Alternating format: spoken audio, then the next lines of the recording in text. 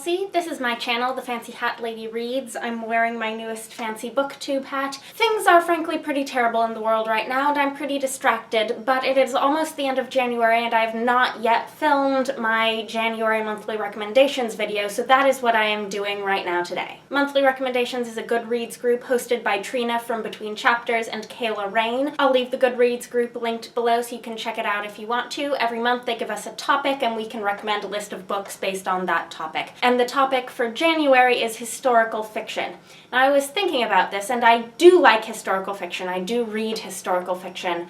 Some of my favorite books, however, are not exactly historical fiction, but historical fantasy. If you watch my channel, you know I've been reading a whole lot of fantasy since I started BookTube. And I've thought a good deal, actually, over the last few months or so about what I think makes for a good balance between history and fantasy when combining them into one story. I don't particularly claim to have come up with any answers or anything, but I wanted to highlight a list of 3 books that I've read over the last year or so that I think are remarkable accomplishments in that they are historical fiction that incorporate fantasy elements, but are more historical fiction than they are fantasy, and I think benefit from it greatly. These are all books that seemed to prioritize deep historical research and attention to detail. They're books where I feel like the author has really tried to immerse us in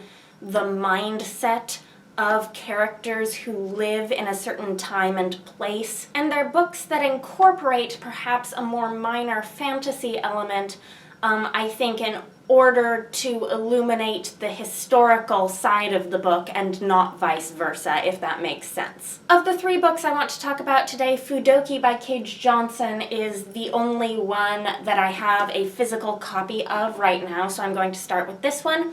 It's also the first one of the 3 I read. I read this in January last year, so it's been a year since I've read it. But this takes place during the Heian period in Japan, approximately the 12th century, I believe. And the main narrative of this book is not a fantasy story. The main narrative is the story of an aging elderly princess who is preparing to die because she's very ill. And as she clears out her belongings and prepares to leave court, she reflects upon her life and her mortality and what it is that her life really meant now that she's coming to the end of it. And while she's doing this, she starts writing a story about a cat who is transformed into a human woman and travels throughout Japan, as the princess herself was never able to do, living a sheltered life at court. And of course, that story, the story within the story, is a fantasy story because of the character Kagaya Hime, this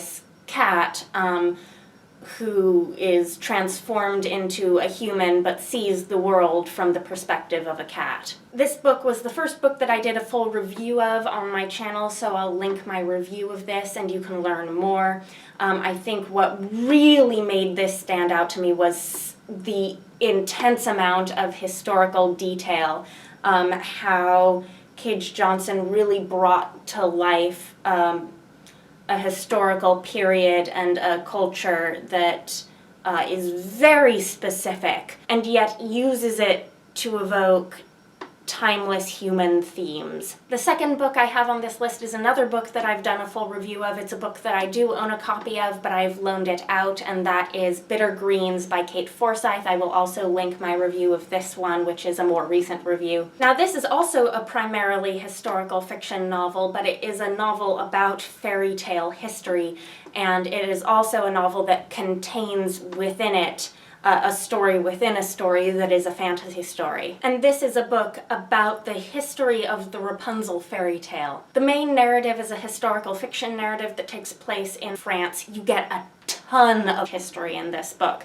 There's just a lot of it that happens about, you know, religious turmoil, about the arts, about attitudes towards women and witchcraft, all of it. There's so much history in this story. We follow a woman named Charlotte Rose de la Force, who is credited with a French version of the Rapunzel fairy tale, a story which before that can be traced back to Italy. At the beginning of the book, Charlotte Rose has been banished from court and is being sent to a convent, and we get flashbacks of her life up until that point throughout the whole book, and we learn her story. And then the story within a story is itself a version of Rapunzel that she hears from a woman she meets at the convent over a period of time. And that is a story that takes place in Italy sometime before. And then you also start to get a lot of that cultural and historical context through that story as well. Both of these books were kind of slow books for me, but very worthwhile. There is a lot of really tough content in Bitter Greens. There's some really brutal stuff that happens, so know that going in. It looks a bit like it's a fluffy fairy tale book. It is not. It is a serious historical fiction novel that happens to have a fantasy element. And I thought it was another book that was really quite powerful. And the third book I want to talk about is a young adult book, because I thought I should put one of those in case these sort of denser, tougher reads are not your cup of tea. I think there's still plenty of ways to write books that have that great historical truth and depth and detail in them without necessarily being slow, ponderous adult reads. So the book that I want to wrap up this video with is The Lie Tree by Frances Hardinge. I would say that this book is a historical fiction novel first, a murder mystery second, and a fantasy story only third. It's about a girl named Faith whose father is a naturalist in the 19th century, and that's obviously a time when a lot was changing in how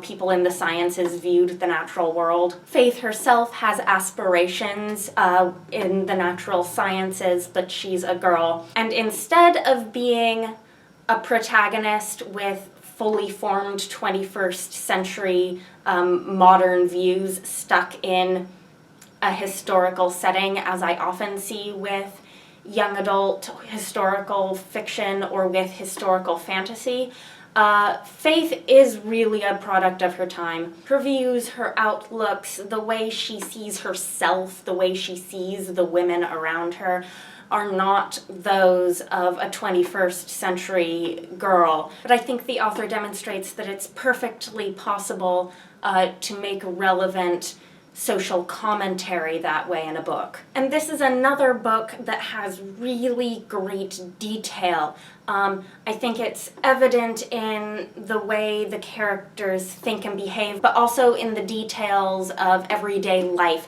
Things like clothing. What fabrics can you realistically do certain things while wearing and not? It's one thing to imagine up your fictional heroine in the 19th century kicking ass while wearing petticoats. It's another thing to actually think through the ramifications of drying out your wet boots and how physically uncomfortable it would be to try to row a boat if you were wearing training stays. Of course, the fantasy element in this book is the tree of the title.